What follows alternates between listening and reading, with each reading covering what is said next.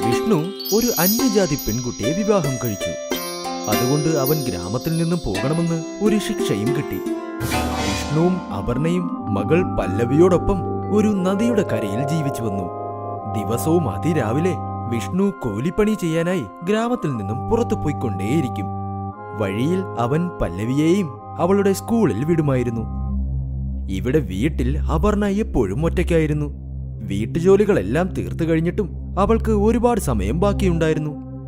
അതുകൊണ്ട് അവൾ നദിയിൽ നിന്നും മീൻ പിടിക്കുമായിരുന്നു. ദിവസവും ഇങ്ങനെ മീനുകളെ പിടികൂടി അപർണ ഈ ജോലിയിലൊരു എക്സ്പേർട്ടായി മാറി. ഇപ്പോൾ അവൾക്ക് തന്റെ കൈകൾ കൊണ്ട് തന്നെ മീൻ പിടികൂടാൻ പറ്റുന്നുണ്ട്. ഇന്ന് വളരെ നല്ല ദിവസമാ. വീട്ടിൽ ചെന്ന് ഞാൻ മീൻ വറക്കും. അപർണ ആ നദിയിൽ നിന്നും പിടികൂടിയ എല്ലാ മീനുകളെയും വീട്ടിലേക്ക് എടുത്തുകൊണ്ടുപോയി നല്ലതുപോലെ ശുദ്ധീകരിച്ച് പാകം ചെയ്യുമായിരുന്നു. ഇതിന്റെ മണം വളരെ നന്നായിട്ടുണ്ട്. ഇതിന്റെ രുചിയും നന്നായിരിക്കുമെന്ന് തോന്നുന്നു. വൈകുന്നേരം വിഷ്ണുവും പല്ലവിയും വീട്ടിലേക്ക് വരുമ്പോൾ അപർണ അവർക്ക് വേണ്ടി ഭക്ഷണമുണ്ടാക്കി കൂടെ മീനും വിളമ്പിക്കൊടുത്തു. രുചിച്ച് നോക്കിയിട്ട് പറയോ എങ്ങനെയുണ്ടെന്ന്. അമ്മേ, ഇതിൽ രുചിച്ചു നോക്കാൻ എന്താ ഉള്ളേ? നിങ്ങൾ ചെയ്തെങ്കിൽ വളരെ നന്നായിരിക്കും. ഓ അതെയോ? അതെ അമ്മേ. നിങ്ങൾ ഉണ്ടാക്കുന്ന മീനുകളൊക്കെ എന്റെ സ്കൂളിലേക്ക് അയക്കില്ലേ? അപ്പോഴേക്ക് എന്റെ ഫ്രണ്ട്സ് അത് വിടാതെ കഴിക്കും. നിങ്ങളുടെ അമ്മ വളരെ നന്നായി മീനുണ്ടാക്കുന്നുണ്ടെന്ന് അവർ പറഞ്ഞുകൊണ്ടിരിക്കും. നല്ല കാര്യം. അതെ അതെ, നിന്നെ പോലെ ആർക്കും തന്നെ മീൻകറി വെക്കാനേ സാധിക്കില്ല. ഞാൻ സത്യമായിട്ടും പറഞ്ഞതാ. മീനെന്ന് പറഞ്ഞതും എനിക്കൊരു കാര്യം തോന്നി.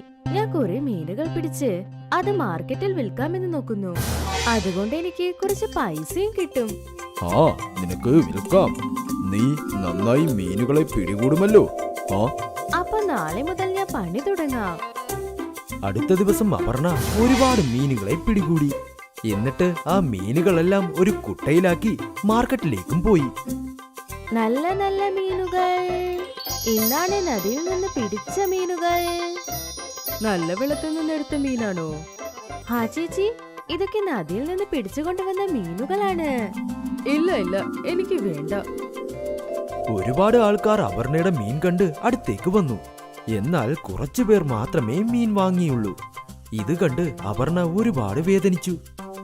സാരമില്ല, ഇന്ന് ആദ്യത്തെ ദിവസമല്ലേ. ചിലപ്പോ കുറച്ച് ദിവസം കഴിഞ്ഞാ എന്റെ മീനുകളൊക്കെ വിറ്റുപോകും. അപർണ തന്നെത്താനെ സമാധാനപ്പെടുത്തി. പിന്നെ കുട്ടയും എടുത്ത് അവൾ വീട്ടിലേക്കും പുറപ്പെട്ടു. അങ്ങനെ അടുത്ത ദിവസവും അപർണ നല്ല നല്ല മീനുകൾ പിടികൂടി. എന്നിട്ട് അത് വിൽക്കാനായി മാർക്കറ്റിലേക്കും പോയി. മീൻ വാങ്ങിക്കോളൂ, നല്ല നല്ല മീനുകൾ. ഇന്നും അവസ്ഥ അത് തന്നെ. മീനുകൾ അധികം വിറ്റതേയില്ല. ഇങ്ങനെ ഒരുപാട് ദിവസം സംഭവിച്ചുകൊണ്ടേയിരുന്നു. അപ്പോൾ അപർണയുടെ മനസ്സ് വേദനിച്ച് അവൾ ഒരുപാട് ദുഃഖിതയായി. അവൾ മീനുകൾ നിറച്ച കുട്ടയുമായി തിരിച്ച് വീട്ടിലേക്ക് വന്നു. വളരെ വിഷമത്തോടെ അവൾ പാചകം ചെയ്തു. വിഷ്ണു വീട്ടിലേക്ക് വന്നപ്പോൾ അപർണ അവിടെ ഇരിക്കുന്നത് കണ്ട് അപർണയുടെ മൂഡ് ശരിയല്ല എന്നവന് മനസ്സിലായി. അപർണെ, എന്തു പറ്റി? മീൻ വിറ്റ് കുറച്ച് പൈസ സമ്പാദിക്കാമെന്നാണ് വിചാരിച്ചേ. പക്ഷെ ആരും എന്റെ മീനുകൾ വാങ്ങുന്നേയില്ല. നിനക്ക് മീൻ വിൽക്കുന്നതിന് പകരം മീൻ കറി വിറ്റുകൂടെ? ആ, എല്ലാവരും വാങ്ങിക്കോളും. എന്താ ഏട്ടാ, കളിയാക്കുകയാണോ? അയ്യോ, അല്ല അല്ല, ഞാൻ ശരിക്കും പറഞ്ഞതാണ്. നീ വെച്ചുണ്ടാക്കുന്ന മീൻകറിക്ക് എന്ത് രുചിയാണെന്ന് നിനക്കറിയാമോ? എന്നിരുന്നാലും മീനിനെ പിടികൂടുന്നത് നീയല്ലേ. അതുകൊണ്ട് കുറഞ്ഞ വിലയ്ക്കും നിനക്ക് വിൽക്കാം. നീ നന്നായി ഒന്ന് ആലോചിക്കേ. വിഷ്ണു ഇങ്ങനെ പറഞ്ഞ് വീട്ടിൽ നിന്നും പുറത്തേക്ക് പോയി. ഇപ്പോൾ അപർണയും വിഷ്ണു പറഞ്ഞത് ഓർത്തുകൊണ്ടേയിരുന്നു. എല്ലാവരും എന്റെ മീൻകറി പുകഴ്ന്നുകൊണ്ടേയിരിക്കും. അപ്പൊ ഞാൻ ഒരു വട്ടം ശ്രമിച്ചു നോക്കിയേക്കാം. എങ്ങനെയായാലും എനിക്ക് പൈസ സമ്പാദിച്ചാൽ മതിയല്ലോ. മീനുകൾ വിറ്റ് അല്ലെങ്കിൽ മീൻകറി വിറ്റ് എന്തായിരുന്നാലും എന്താ. ഇപ്പോൾ അപർണയുടെ മുഖത്തൊരു പുഞ്ചിരി വന്നു. അവൾ വീണ്ടും ഒരു തവണ കൂടി ശ്രമിച്ചു നോക്കാമെന്ന് തീരുമാനിച്ചു. അടുത്ത ദിവസം അപർണ നല്ല മീനുകൾ പിടികൂടി അതെല്ലാം വീട്ടിൽ കൊണ്ടുവന്ന് പാകം ചെയ്തുകൊണ്ടിരുന്നു. പാചകം ചെയ്തതിനു ശേഷം അപർണ ഒരു പാത്രത്തിൽ മീനുകളെല്ലാം വെച്ചു. പിന്നെ മറ്റൊരു പാത്രത്തിൽ ഫ്രൈസും വെച്ചു. പിന്നെ അവൾ ഒരു സഞ്ചിയും എടുത്ത് വീട്ടിൽ നിന്നും പുറപ്പെട്ടു. അപർണ മാർക്കറ്റിൽ എത്തി. മീൻ കറി വെറും 25 രൂപയിൽ മീൻ കറി. മീൻ പാത്തെന്ന് കേട്ടതും കസ്റ്റമേഴ്സ് എല്ലാവരും വരാൻ തുടങ്ങി. ഈ മീൻ ഫ്രഷ് അല്ലേ? അതെ, ഇന്ന് രാവിലെ പിടിച്ചതാണ്. ശരി ശരി, എനിക്ക് ഒരു പ്ലേറ്റ് തരൂ. അപർണയപ്പോൾ അയാൾക്ക് ഒരു പ്ലേറ്റ് മീൻ ബാത്ത് കൊടുത്തു. അയാൾ അവിടെ തന്നെ നിന്ന് അത് മുഴുവനും കഴിച്ചു തീർത്തു. ആ മീനിന്റെ മണം അവിടെ മുഴുവനും പടർന്നു. അത് കാരണം വീണ്ടും കുറച്ചുകൂടി കസ്റ്റമേഴ്സ് അപർണയുടെ അടുത്ത് വന്നു. എനിക്കും ഒരു പ്ലേറ്റ് തരൂ. ആ ശരി. കസ്റ്റമേഴ്സ് വന്നുകൊണ്ടേയിരുന്നു. അപർണയും അവർക്ക് മീൻ ബാത്ത് കൊടുത്തുകൊണ്ടേയിരുന്നു. അവൾ ഒരുപാട് സന്തോഷിച്ചു. ഓരോ പ്ലേറ്റിനും അവൾക്ക് 25 രൂപയും കിട്ടിക്കൊണ്ടിരുന്നു.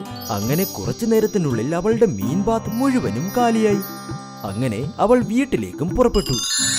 വൈകുന്നേരം വിഷ്ണു വീട്ടിൽ വന്നതും അപർണ പല്ലവിക്കും അവനും ജിലേബിയും കൊടുത്തു.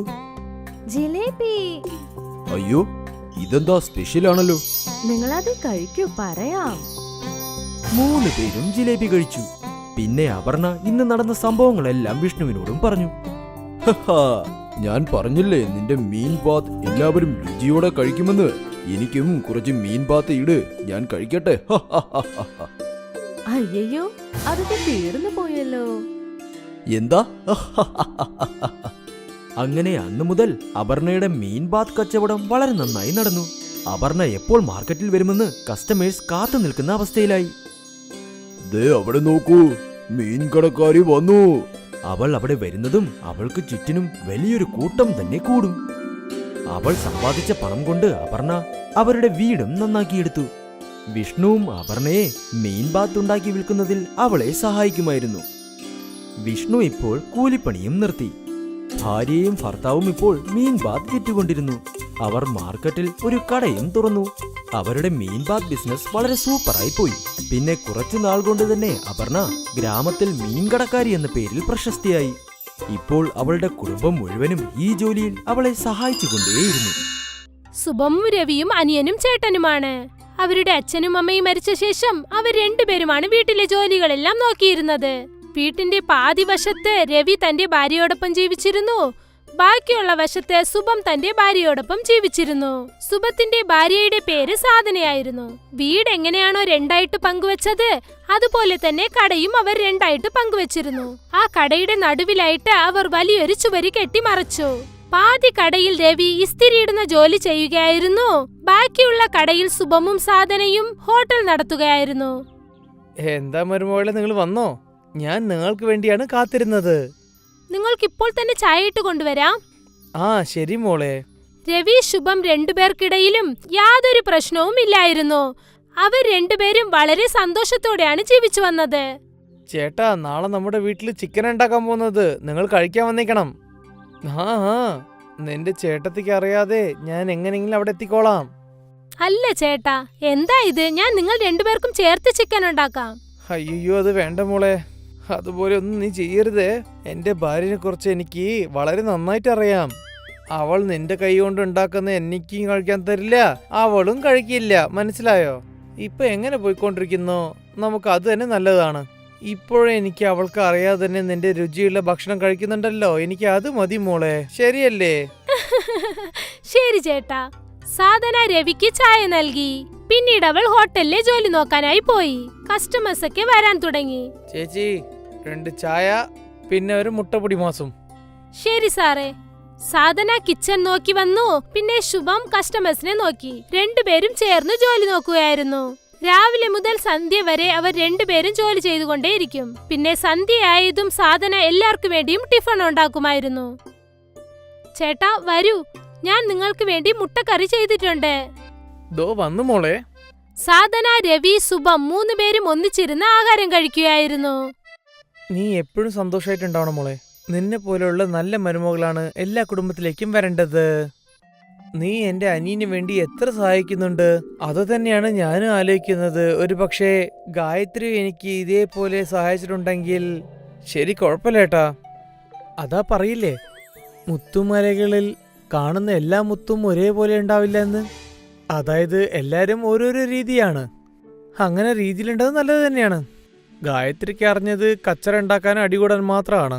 നിങ്ങളുടെ കല്യാണം കഴിഞ്ഞ ഉടനെ അവൾ സ്വത്ത് പിരിച്ച് നിങ്ങളുടെ കൂടെ അടികൂടി. നീ ഇപ്പോൾ ഒറ്റയ്ക്കാണ്, അവൾ ഇപ്പോൾ എൻ്റെ കൂടെയാണ് അടികൂടുന്നത്. എൻ്റെ വേദന എനിക്ക് മാത്രമേ അറിയുള്ളൂ. ശരി, അത് വിട്. പക്ഷെ ഞാൻ നിങ്ങളുടെ രണ്ടുപേരും വിചാരിച്ച് വളരെ സന്തോഷപ്പെടുന്നുണ്ട്. ആ ദൈവം നിങ്ങൾ രണ്ടുപേർക്കും കുറേ വിജയങ്ങൾ തരാനുണ്ട്. വളരെ നന്ദിയുണ്ട് ചേട്ടാ.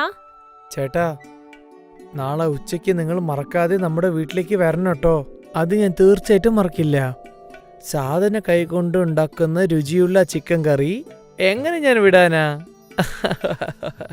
അടുത്ത ദിവസം രവി തന്റെ ഭാര്യ കാണാതെ മറഞ്ഞു സുബത്തിന്റെ വീട്ടിലേക്ക് ചെന്നു. മോളെ സാധന, സാധന, വേഗം ഭക്ഷണം എടുത്ത് വെക്കും മോളെ.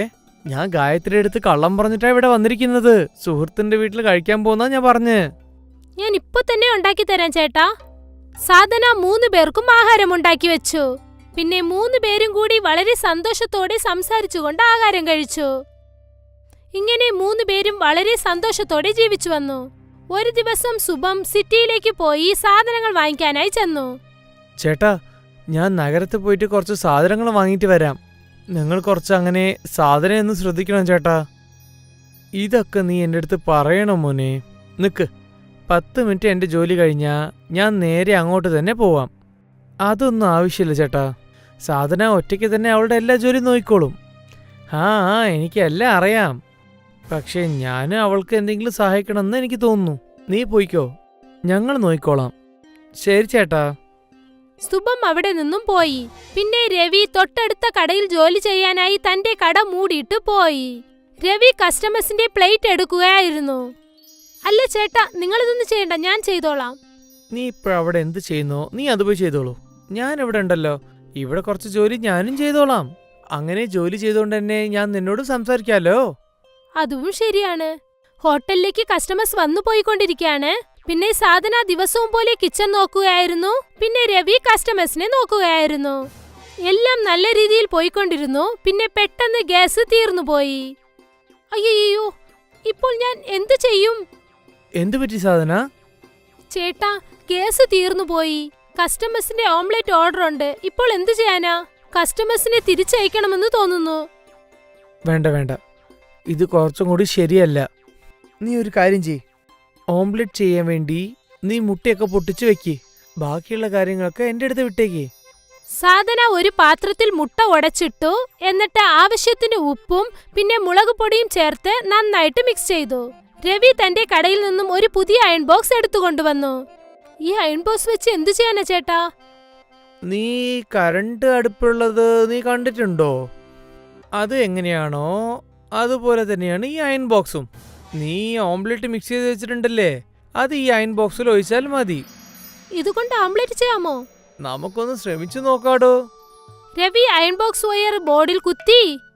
ആ അയൺ ബോക്സ് ചൂടായ ഉടൻ തന്നെ സാധന അതിലേക്ക് ആ കലക്കി വെച്ചിരുന്ന മുട്ട എടുത്തൊഴിച്ചു. ഉടൻ തന്നെ ആ മുട്ട പൊരിഞ്ഞു വലുതായി മാറി. കണ്ടില്ലേ? പിന്നീട് 2 മിനിറ്റിനകം തന്നെ ഓംലെറ്റ് റെഡിയായി. സാധന ഓംലെറ്റ് പ്ലേറ്റിലേക്ക് വെച്ചു. എന്നിട്ട് അത് കസ്റ്റമേഴ്സിനടുത്തേക്ക് കൊണ്ടുപോയി. ഷേടാ, ഇതെന്ത് ഓംലെറ്റ് ആണ്? ത്രികോണ രൂപത്തിലാണല്ലോ ഉള്ളത്. ഇത് പുതിയതാണ് ചേട്ടാ, നിങ്ങളൊന്ന് കഴിച്ചു നോക്കൂ. ആ കസ്റ്റമർ ഓംലെറ്റ് കഴിച്ചു നോക്കി. അത് നല്ല രുചിയുള്ളതായിരുന്നു എന്ന് അദ്ദേഹം പറഞ്ഞു. ഇത് ശരിക്കും നന്നായിട്ടുണ്ട് മോളെ. പിന്നെ ഇതിന്റെ രൂപവും നന്നായിട്ടുണ്ട്. അത് കണ്ടിട്ട് മറ്റുള്ള കസ്റ്റമേഴ്സും ത്രികോണ ഓംലെറ്റിന് ഓർഡർ നൽകി. എനിക്കും അതുപോലെ ത്രികോണ ഓംലെറ്റ് വേണം. എനിക്കും തരൂ. സാധന തുടർന്ന് ത്രികോണ ഓംലെറ്റ് ചെയ്തുകൊണ്ടേയിരുന്നു. കസ്റ്റമേഴ്സ് അത് കഴിച്ചുകൊണ്ടേയിരുന്നു. കുറച്ചു സമയത്തിന് ശേഷം സുബം സാധനങ്ങൾ വാങ്ങിക്കൊണ്ട് വന്നപ്പോൾ തന്റെ ഹോട്ടലിന്റെ പുറത്തുള്ള ആൾക്കാരെ കണ്ട് അവൻ അതിശയിച്ചു പോയി. ഷേടാ, ഇതെന്താ ഇത്രയും തിരക്ക്? ഇത്രയും കസ്റ്റമേഴ്സ് എന്റെ ചേട്ടന്റെ ത്രികോണ ഓംലെറ്റ് കൊണ്ടാണ് വന്നത്. എന്ത് ത്രികോണ ഓംലെറ്റോ? രവി സുബത്തിനോട് ആ അയൺ ബോക്സ് ഓംലെറ്റിനെ കുറിച്ച് എല്ലാം തന്നെ പറഞ്ഞു. അവിടെ കുറച്ച് നോക്കു മോനെ. ത്രികോണ ഓംലെറ്റ് കഴിക്കാൻ വേണ്ടി എത്ര പേരെ ഇവിടെ ക്യൂല് നിൽക്കുന്ന കണ്ടില്ലേ? എന്റെ ദൈവമേ ചേട്ടാ, നിങ്ങൾ വലിയ സംഭവം തന്നെ. പിന്നീട് 3 പേരും ചേർന്ന് കസ്റ്റമേഴ്സിന് ഓംലെറ്റ് നൽകി. ആ ത്രികോണ ഓംലെറ്റ് കാരണം ആ ഹോട്ടൽ വളരെ ഫേമസ് ആയി. സാധനയും സുമമും സോഷ്യൽ മീഡിയയിൽ വൈറലായി മാറി. ഒരു ദിവസം രവി തന്റെ വീട്ടിൽ ആഹാരം കഴിക്കുകയായിരുന്നു. നിങ്ങൾ സാധനയും സുബത്തെയും കുറിച്ചൊരു കാര്യം അറിഞ്ഞോ? കേട്ടത് മാത്രല്ല, ഞാൻ കണ്ണോട് കണ്ടതാണ്. അവരുടെ ദാബയിൽ അത്രയും കൂട്ടും അവിടെ നിൽക്കുന്നുണ്ട്. ചില സമയത്ത് ഞാൻ ആലോചിക്കുന്ന എന്താ വെച്ചാൽ, ഒരു പക്ഷേ ഞങ്ങൾ ഭാഗം പിരിവില്ലാന്ന് ചെയ്തിട്ടുണ്ടെങ്കിൽ ഞങ്ങൾ 2 പേര് ചേർന്ന് നന്നായിട്ട് പൈസ ഉണ്ടാക്കി തന്നെ. ശുഭം പോലെ തന്നെ എനിക്കും കയ്യിൽ കുറെ കാശുകളും ഉണ്ടായിട്ടുണ്ടാവും. നമ്മൾ ഒരു പ്രാവശ്യം ഇതിനെക്കുറിച്ച് സുബത്തിനോട് സംസാരിച്ചാലോ? എന്ത് സംസാരിക്കാനാ പറയുന്നത്? നിങ്ങൾ അദ്ദേഹത്തോട് 2 കടയും ഒന്നിച്ചു ചേർത്ത് വലിയ ഹോട്ടൽ തുടങ്ങാമെന്ന് പറയൂ. പക്ഷേ ഒരു പ്രാവശ്യം കൂടി നീ അടി കൂടിയാൽ അപ്പൊ എന്തു ചെയ്യും? എനിക്കെന്താ വട്ടാണോ വരുന്ന ലക്ഷ്മിയെ വേണ്ട എന്ന് പറയാൻ? എന്നാ ശരി. രവിക്ക് മനസ്സിനകത്ത് ഒരുപാട് സന്തോഷം തോന്നി. അവന് മുൻപേ ഇത് തന്നെയായിരുന്നു ആഗ്രഹം. കുറച്ചു ദിവസത്തിനകത്ത് 2 കടയും ഒന്നിച്ചു ചേർത്ത് അവരൊരു വലിയ ഹോട്ടൽ തുടങ്ങി. ശുഭം, രവി, സാധന 3 പേരും ഒന്നിച്ചുകൂടി ഹോട്ടൽ നടത്തി. ആ അയൺ ബോക്സ് ഓംലെറ്റിന്റെ സഹായത്തോടു കൂടി അവരുടെ കട മാത്രം വലുതായില്ല, അവരുടെ പിരിഞ്ഞിരുന്ന സ്നേഹവും ഒരുപാട് അധികരിച്ചു.